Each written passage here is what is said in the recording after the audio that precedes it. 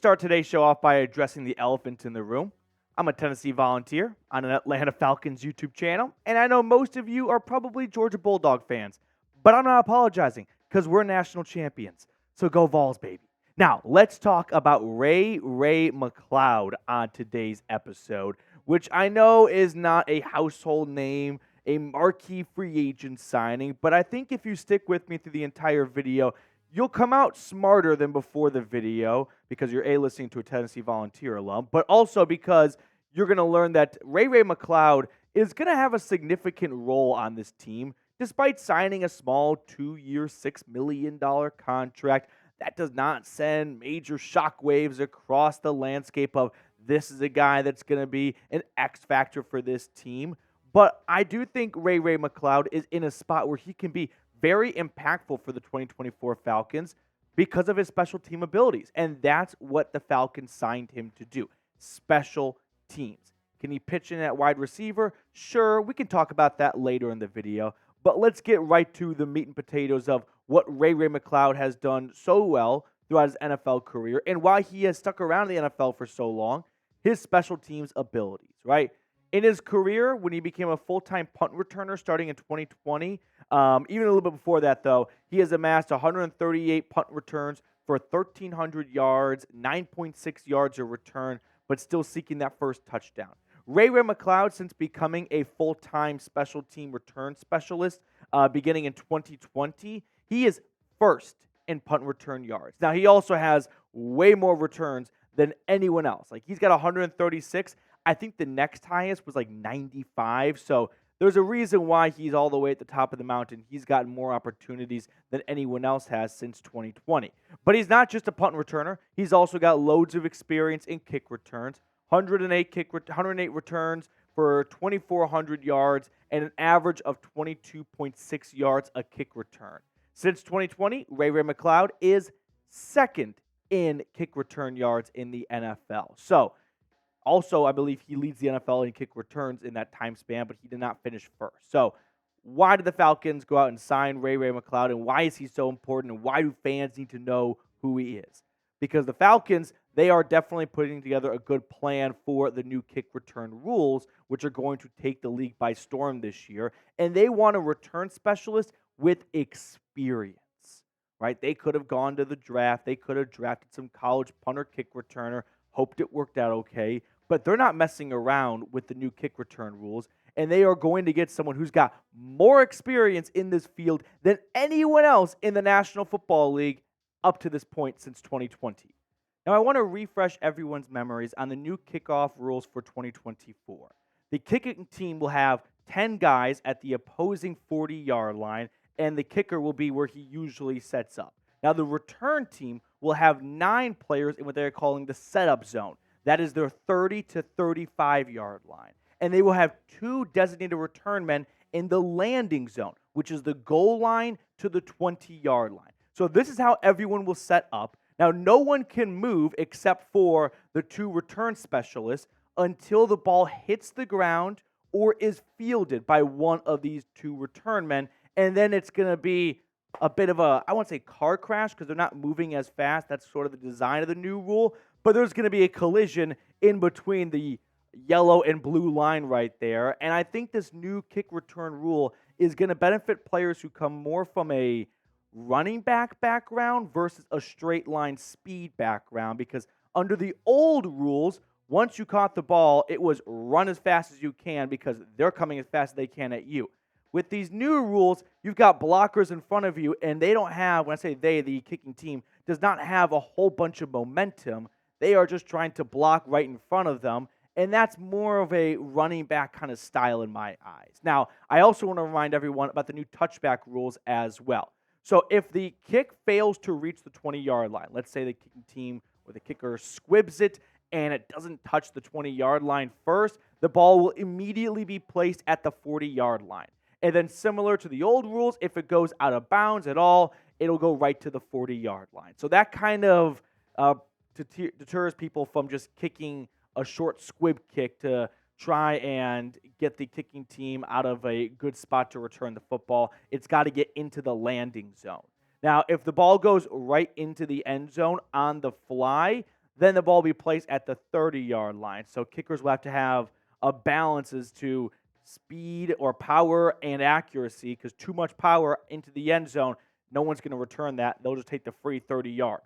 Now, what teams are going to be looking to do on kickoffs is kick it into the landing zone and then have that ball roll into the end zone. If that happens and it is not returned, the ball will be placed at the 20-yard line. That is the most ideal scenario for teams, which means players like Ray McCloud have to be sure to field every ball to avoid it rolling into the end zone, and then it's on them to try and get the best return possible. Ultimately, I think this entire new era of special teams, at least for 2025 or 2024, we'll see if they keep this rule after this season.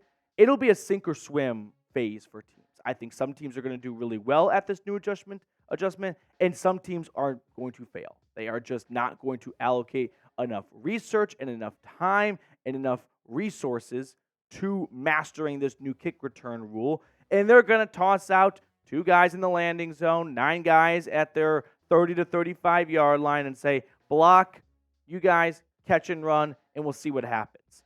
For the Falcons, I think they are taking a good approach of, let's master this. Let's be at the forefront of this brand new kick return rule. And what better way to do that than getting the most experienced kick returner in football in the last 4 or 5 years than Ray McCloud. Now, he has not been the best return man in that time frame when you look at average, but no one's got more reps than he does. So when the rules are changed to benefit the return specialist, that seems like a good time to go get someone who's got a lot of experience at it. Now, some trivia here before we continue on this subject. Who do you think is the Falcons' all-time leader in kick returns for touchdowns with 4? Let me know down in the comment section. I'll give you a tiny hint. They have not played in a handful of seasons. But let me know. We'll reveal that answer later on. Now, Ray McCloud is more than just a return specialist, although that is his primary job. He does have experience in the receiving department. 2021, I think with the Steelers, was his best year. 39 grabs, 277 yards. He's never been a true wide receiver, 1, 2, 3, or anything like that. But I do think in this Atlanta offense, they will lean on Ray McCloud more than the 49ers and the Steelers did his most recent stops before coming down to ATL. Because when you look at Atlanta's wide receiver room, Drake London and Darnell Mooney are head and shoulders above everyone else for wide receiver 1 and 2. Rondale Moore, Casey Washington, Kaderil Hodge, Ray McCloud, those 4 players in my eyes, they are all battling for wide receiver 3, and the separation between each player in this battle is not very large. So can Rondale Moore, who I currently have penciled in as wide receiver 3, hold on to the job? I mean, sure, it's exciting the Falcons were able to get him, a former second-round draft pick, for Desmond Ridder. I mean, just from the value alone, it's hard not to be upbeat and optimistic about Rondale Moore, but let's not kid ourselves. He has not been proven to be a legitimate, consistent receiver in this league. He comes off a 352-yard season, and he played all 17 games. So there are some legitimate concerns about Rondale Moore and whether or not he can be a wide receiver 3 in an offense that's going to pass the ball a lot. If you were on the Falcons last year, very different conversation because Arthur Smith didn't use a lot of 11 personnel, didn't have that third wide receiver on the field as often. That is not going to be the case this upcoming season. Now, if it's not Rondale Moore who emerges as the wide receiver 3 and it's not Ray McCloud, another candidate I think would be rookie Casey Washington. He had a strong rookie minicamp, OTAs, mandatory minicamp session by a lot of reports last year for the University of Illinois.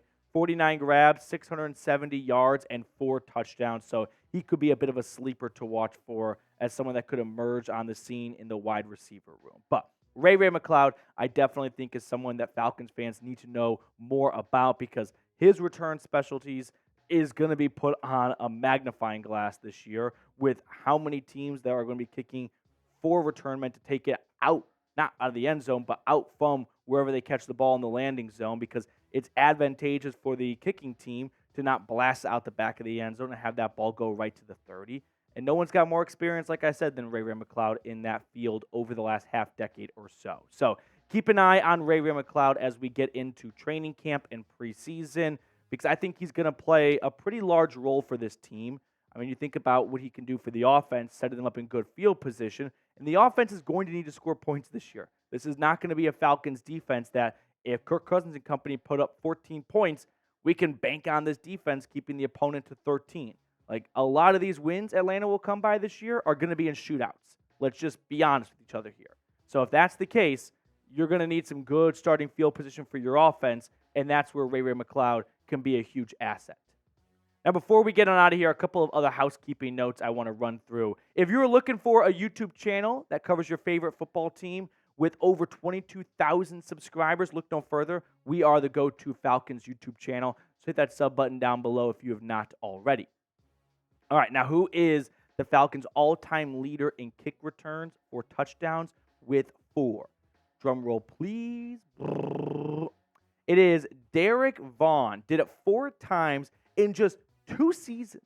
He did it 3 times in the year 2000, and that's got him at the top of the Falcons leaderboard for all-time kick returns. So a little bit before my time, I was still in diapers when Derek Vaughn was taking kickoffs back for touchdowns, but let's see if anyone got it right in the comments section. One last thing before we sign off and let everyone get on out of here. One last reminder, if you want to get some Falcons gear, go to chatsports.com/Falcons combo. You can get not 1, but 2 t-shirts, and they're 25% off. So you're getting double the amount of gear for 25% off. I don't know how you can't jump all over that. Now, I put this link in the comments and description of today's video. All right, that will do it for us on today's episode. Thank you guys so much for tuning in. We will sign off, and we will catch up with you guys later with more Falcons news and rumors.